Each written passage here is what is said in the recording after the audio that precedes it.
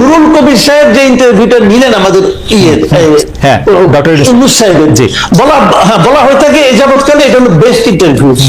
আমিও তাই বলি, কিন্তু ভাবেন তো যখন নাকি উপদেষ্টাদের যোগ্যতা নিয়ে, ওনার যোগ্যতা নিয়ে নুরুল কবির প্রশ্ন করলেন, উনি কি বললেন? উনি বললেন যে আমি তো এই জগতের লোক না, আমাকে জোর করেছে নিয়ে এসেছি, আমি কিছু জানি না, আমি বোঝার চেষ্টা করতেছি, দেখতেছি কি হয়, দেখি কতটুকু করা যায়। তারপর যখন বললেন যে আপনার উপদেষ্টা তো অনেক কিছু পারছেন না, ওনাদেরকে আমি কি বলবো, আমি নিজেও তো পারি না, ওনাদেরকে আমি কিভাবে বলবো?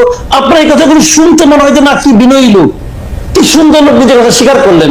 আপনি আমাকে বলেন ভাই, এটা কি ট্রায়াল এন্ড এরর ভিত্তিতে কাজ করার জায়গা?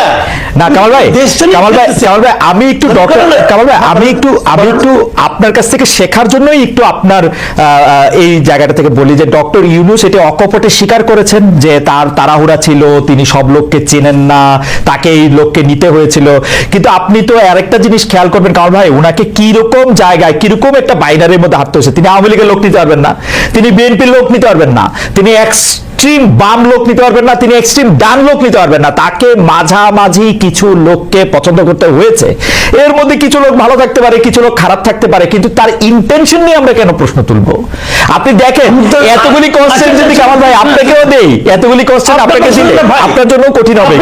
আমি বলি আপনাকে, শুনুন, আপনি চমৎকার প্রশ্ন করেছেন। ইন্টেনশন অবশ্যই ইম্পর্টেন্ট। আপনি একটা ভালো ইন্টেনশন নিয়ে একটা খড়ের গাদায় একটা মেসের কাঠি জ্বালাই দেন, জ্বলবে না আগুনটা ভাই? জ্বলবে। ইন্টেনশনে কিন্তু আগুন নিভাবে না, রাইট? ইন্টেনশনে কোনো তাপ কমাবে না, রাইট? সেই তাপটা তো আমার গায়ে লাগতেছে। আপনি শুনেন, সারল্য, ভদ্রতা, নম্রতা, এটা কিন্তু যোগ্যতার বহিঃপ্রকাশ নয়। আপনি একটি যুদ্ধে নেমেছেন, ইটস এ ওয়ার, আপনি সেই যুদ্ধে আপনি পারছেন না রে ভাই। আপনি বলছেন যে আমি দেখি ট্রায়াল এন্ড এরর। শুনেন, আপনার সামনে দিকে তার ছিল, খোলা তার, একজন আপনাকে বললো ভাই তারটার মধ্যে কি ইলেকট্রিসিটি আছে? আপনি বলেন ঠিক আছে, হাত দিয়ে দেখি তো ইলেকট্রিসিটি আছে কিনা। আপনি কি হাত দিয়ে দেখবেন? আপনি যদি হাত দিয়ে দেখেন, যদি থাকে তাহলে এটা ধরবো না, তো ধরলে তো আপনি মরিয়ে যাবেন না ভাই। কিন্তু আপনি তো পুরো জাতিকে সঙ্গে নিয়ে হাত দিচ্ছেন। ব্যক্তিগত চাওয়া পাওয়ার বিষয় না। আমি আপনাকে বলি, শুনেন, প্রত্যেকটা ক্ষেত্রে এই ঘটনাগুলো ঘটছে। তো আপনি কোন ক্ষেত্রে আপনি বলেন, আপনি জীবনে অনেকদিন সাংবাদিক করতেন, আপনি বলেন তো অর্থ বছরের মাঝামাঝি আইসা শতাধিক পণ্য এবং সেবার উপর আপনি ভ্যাট এবং সম্পর্ক শুল্ক জারি করছেন, কার সঙ্গে আলাপ করে করছেন? ওকে, আপনি কার সঙ্গে আলাপ করে করছেন? আমি একটু আগের থেকে আসি কারণ ভাই, সেইটা হচ্ছে যে আপনি বলতেছেন যে এটা একটা যুদ্ধ, কিন্তু আমি তো দেখতেছি সেটা হচ্ছে যে তিনি আসছেন শান্তিরক্ষা মিশনে। আমাদের শান্তিরক্ষা মিশন আর্মির যখন আফ্রিকায় যায়, তারা যুদ্ধ করতে চায় না, তারা শান্তিটা বজায় রাখতে চায়, তাদেরকে তো একটা নিরপেক্ষ জায়গা। ডক্টর যুদ্ধ করতে আসে। আচ্ছা, খুব ভালো, আপনি চমৎকার উদাহরণ দিচ্ছেন। আমি এই চমৎকার উদাহরণ দিচ্ছি, একটা মন্দ উদাহরণ দিয়ে আপনাকে।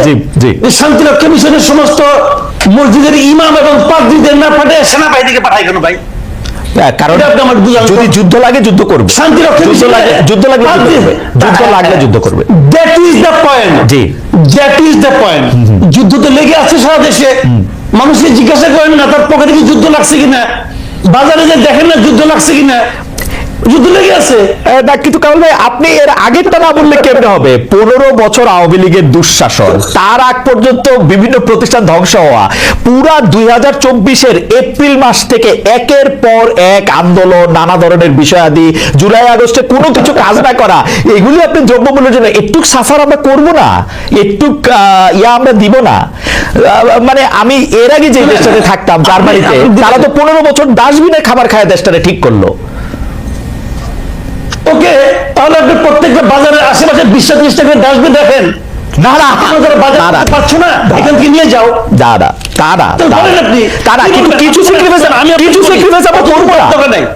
আমরা করবো না। কিছু কতটুকু? কিছুটা কার জন্য? কার জন্য কিছু? যে বাণিজ্য মন্ত্রী দায়িত্ব নেওয়ার 1 মাসের মাথায় সয়াবিন তেলের দাম ওই সিন্ডিকেটের স্বার্থে 8 টাকা বাড়ায় দেয়, তার কিছু? নাকি যে লোক 1 লিটার তেল কিনতে যে 3 বার পকেটে টাকা গুনে, তার জন্য কিছু? আপনি কার কথা বলতেছেন রে ভাই? সাধারণ মানুষ, এই দেশের মানুষের, আপনার একজন উপদেষ্টা আলী ইমাম মজুমদার, সে বলতেছে জিনিসপত্রের দাম বেড়েছে কিন্তু মানুষের কষ্ট হবে না। ওই লোক কষ্টের কি বুঝে?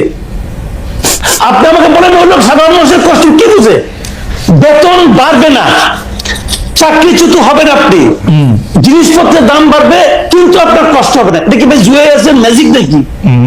এটা কি ম্যাজিক? ওকে, আমি কামাল ভাই, রক্ত বেরোবে না কামাল ভাই, কেন?